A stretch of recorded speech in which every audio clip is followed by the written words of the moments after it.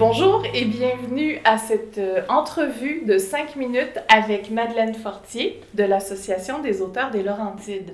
Bonjour Madeleine. Bonjour. N'oubliez pas, vous pouvez aimer la vidéo, la partager, abonnez-vous à notre chaîne, on a besoin de toute la visibilité qu'on peut. Alors Madeleine, aujourd'hui, tu viens pour nous parler de ton livre « Ma sœur par-delà les siècles ». Exact. Qu'est-ce qui t'a inspiré cette histoire-là? En fait, plusieurs choses. Moi, je suis une historienne d'art. J'adore l'histoire médiévale et j'ai une affection particulière pour un peintre qui s'appelle Jérôme Bosch, un peintre du 15e siècle qui vivait en fait plutôt dans les Pays-Bas. Qu'est-ce qui a inspiré mon histoire? Ben, c'est un peu tout ça. Et l'histoire, c'est une jeune femme, une historienne d'art, justement, bizarrement, du 21e siècle qui est fascinée par Jérôme Bosch et qui va aller aux Pays-Bas dans le cadre du 500e anniversaire, la célébration du 500e anniversaire de Jérôme Bosch dans sa ville natale, Bois-le-Duc. Et là, elle a la chance où en fait, c'est pas le hasard, il y a vraiment des choses qui l'amènent vers ça. Elle découvre le journal intime d'une jeune fille qui s'appelle Marieke, qui a vécu dans le temps de Jérôme Bosch et qui a été son apprenti. Donc, ça lui permet là, d'une part de comprendre un peu mieux qu'est-ce qui se passait dans cette époque-là, mais surtout, ça l'aide beaucoup à retrouver son identité parce qu'elle avait en chemin traversé des obstacles, vécu des difficultés, et elle s'aperçoit que la jeune fille du Moyen-Âge a passé à peu près a vécu à peu près les mêmes situations.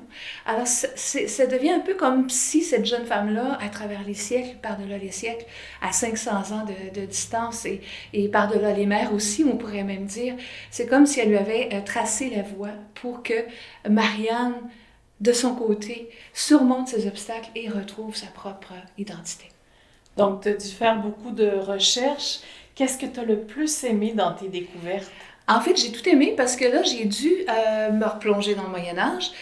J'ai dû apprendre comment on faisait les couleurs à cette époque-là, la vie des jeunes femmes, la vie en général, la vie des femmes, comment faire du parchemin, comment créer des couleurs, comment ça se passait la vie en atelier, en fait, etc. Puis, ce qui était, en fait, aussi, les Pays-Bas, je ne les connaissais pas du tout. Donc, apprendre l'histoire des Pays-Bas, avoir des livres touristiques, des guides touristiques. J'ai travaillé aussi beaucoup avec Google Maps ça c'était vraiment amusant. C'est que je me promenais à Amsterdam, je me promenais à Bois-le-Duc, puis là je dis OK, Marianne va aller de tel endroit à tel endroit, est-ce qu'elle peut y aller à pied, ça a l'air de quoi?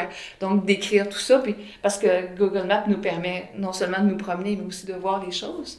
Alors j'ai tout aimé. Ça a été vraiment très intéressant et très instructif. Donc là, tu as ramassé beaucoup de matériel. Est-ce qu'il va y avoir une suite? Absolument. Alors, absolument. Est-ce que tu peux nous en parler un peu ou on garde ça Je peux en parler un peu parce que en fait, ce qui se passe, c'est que Marianne, dans mon livre, elle va retrouver ses rêves qui étaient de devenir une médiéviste, c'est-à-dire une spécialiste du Moyen-Âge. Et dans mon histoire, elle rencontre son futur amoureux qui s'appelle Riquet, qui est un médiéviste lui aussi. Et là, ce que je vais raconter dans le prochain roman qui va paraître, j'imagine, en 2022, je vais raconter un peu leur histoire, mais je vais aussi approfondir, je vais amener Marianne à approfondir la période où Jérôme Bosch a vécu. Puis ce qui est intéressant, c'est que Jérôme Bosch, on sait très peu de choses sur lui. Et c'est un spécialiste des monstruosités, si on peut dire. Donc, je vais pouvoir me replonger encore plus dans l'histoire du Moyen-Âge. Puis ma question, c'est est-ce que Jérôme Bosch, c'est vraiment un peintre représentatif de son temps et pourquoi? Ou sinon, moi j'ai vraiment l'impression que c'est un être qui sort un peu là, du commun. Alors, c'est à suivre. Vous avez tous les liens pour en savoir plus sur le livre de Madeleine. On vous invite à acheter québécois, à acheter des livres des Laurentides. N'oubliez pas, aimez la vidéo, partagez-la et abonnez-vous à notre chaîne YouTube. Surveillez nos prochaines entrevues 5 minutes.